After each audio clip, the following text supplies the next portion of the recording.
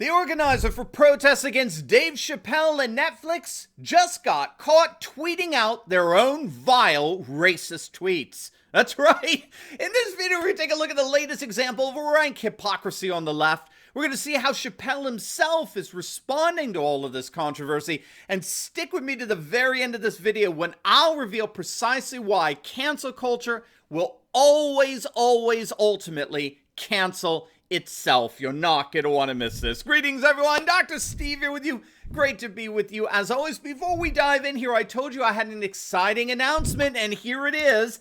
The American Freedom Tour was a huge success in Jacksonville, and I can finally announce that the next stop for me, Donald Trump Jr., and amazing cast of Patriots is Phoenix, Arizona. That's right. They're sending the Freedom Brigade out west on November 19th and 20th.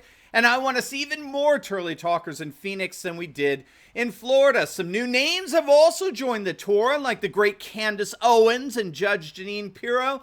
We want as many Patriots as we can to come on out celebrating freedom and taking back America. So make sure to join me in Phoenix by clicking on that link below today to register. And to make it even sweeter, if you're one of the first 200 people to click on that link and register, you're going to be invited to the Friday night Turley Talks live Q&A where you can meet me, my team, you can get a photo with me, and we'll be raffling off a dinner with all of us at Turley Talks. But they're going quickly, so don't wait. Plus, anyone who signs up gets some super amazing bonuses, including my best-selling book bundle, and the first 50 of you will get an official Turley Talks t-shirt. So make sure to click on that link, and I cannot wait to see you in a few weeks in Phoenix. All right, gang, let's dive right in here. We've got an amazing and ironic development in the whole Dave Chappelle controversy that's erupted over the last few weeks. So if you don't know, okay, some backstory here. Last week on October 20th, Netflix employees staged a mass walkout in protest against Netflix releasing comedian Dave Chappelle's new special called The Closer, which contains some jokes at the expense of transgender people. What appears to have happened, as far as Netflix executives are concerned at least, is that a transgender employee there at Netflix by the name of B. Pagels Minor, in retaliation against the company, leaked out, quote, confidential and commercially sensitive information. They leaked out outside the company, which eventually made its way to Bloomberg, which then in turn published the data. And so this person got fired. And the whole controversy erupted into a mass walkout by Netflix employees on October 20th, who took to the streets of Los Angeles to protest Netflix's treatment of transgenders, and most particularly Chappelle's new special, The Closer. And by the way, for the record, Netflix is still blaming this interruption on the weather. But regardless of the weather, the activists have been calling for Netflix to cancel Dave Chappelle, as well as commit to releasing more, quote, intersectional content on their streaming platform.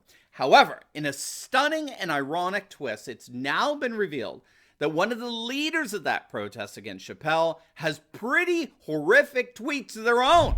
A trans rights activist by the name of Ashley Marie Preston, who identifies as black and trans and can be seen here leading the protest against Chappelle, is being called out for the most blatant and rank hypocrisy in light of their own past tweets that have resurfaced, tweets that are utterly vile in terms of their hate. On December 25th, 2010, Preston tweeted out, "Just cuss that Asian bitch clean the F you. You messed up my order and then you blame me. Hashtag English, my first language, bitch. Never ordering again." On February 24, 2011, Preston tweeted, "Another damn Asian almost hit me while crossing. What the F is it with you all and damn vehicles?" Now, unbelievably, Preston remains defiant, ironically tweeting out, it'll take more than tweets from nearly a decade ago that you already weaponized against me 2 years ago to stop me from doing the work that'll free us all today. This is so old and I've already taken accountability for it. There's no scandal here. Yeah, right.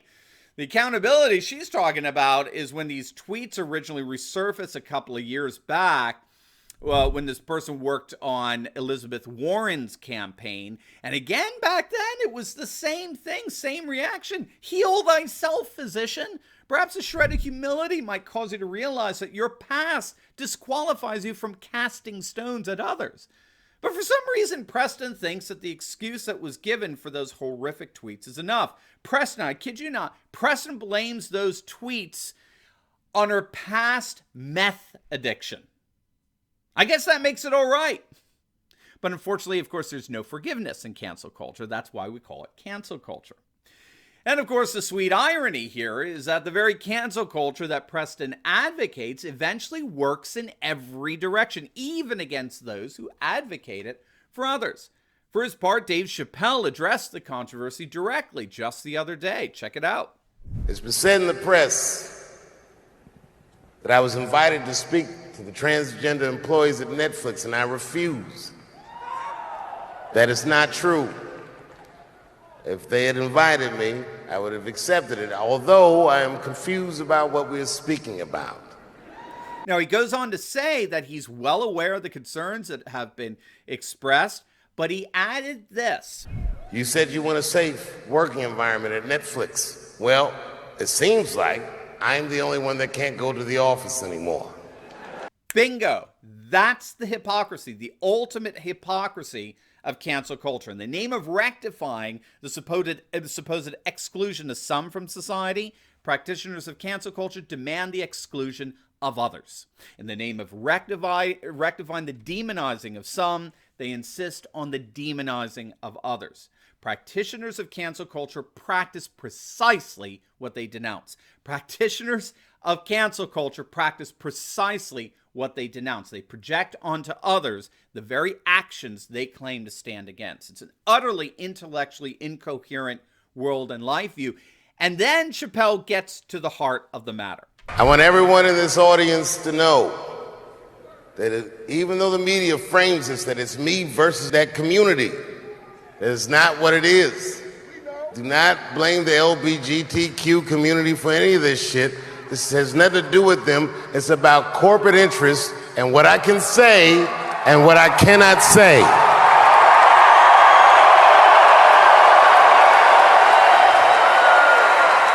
Now, does it sound to you like Dave Chappelle is leading a rebellion, a revolt against cancel culture? I mean, those words, those very populist words that this is ultimately about corporate interests, right? The people versus the privileged class. Those words got the loudest applause in his whole monologue. Chappelle then revealed that nevertheless, distributors want nothing to do with his special and that he's going to have to distribute it independently, which he's doing a very, very good job of. And it should be noted that Chappelle is getting plenty of support, and often from unlikely sources. But let me take a quick second here. If you like these cool shirts of mine, then by all means, get one for yourself. Click on the link below. We've got some brand new Let's Go Brandon shirts, and everything woke turns to, you know what? Absolutely, you're going to love it. And a host of other Patriot designs. They're a limited edition, so they won't be around for long. Click on that link below and get one for yourself, for your friends. They will love you for it. All right, so Chappelle is getting some love out there. Caitlyn Jenner tweeted out, Dave Chappelle is 100% right. This isn't about the LGBTQ movement. It's about woke cancel culture run amok, trying to silence free speech. We must never yield or bow to those who wish to stop us from speaking our minds. And of course, that in the end is what this is really all about. I did a video a few weeks back on the British comedian John Cleese and his efforts at fighting back against cancel culture. He'll be starring in a new series titled John Cleese Cancel Me, in which he explores the absurdities of political correctness and cancel culture. And speaking of, you will definitely want to check out my video on the funniest woke fails ever. We need to laugh at these people, and man, that video is gonna make your day. I'll link the video down below for you in the pinned comment section so you can watch it after this one, get a nice laugh into the day there. But what's so important here is that comedians like Cleese and Chappelle, they're not merely critiquing wokeness, they're actively fighting against it. And in the end, this is why woke cancel culture is going to ultimately destroy itself. Not only is it amassing enemies from the outside, from those who want nothing to do with it, but as we've seen with Ashley Marie Preston, it even ends up canceling those who are on the side of it from within. Cancel culture is inherently corrosive. It can only destroy, and that destruction eventually and inevitably turns inward. In the end, be assured, as the latest absurdity we've just seen with the protests against Chappelle, in the end, cancel culture will only end up ultimately canceling itself. Now, before we go, you will definitely want to get a good laugh in and check out that video on the funniest woke fails ever. It's going to absolutely make your day, so make sure to click on the link, and I will see you over there. God bless.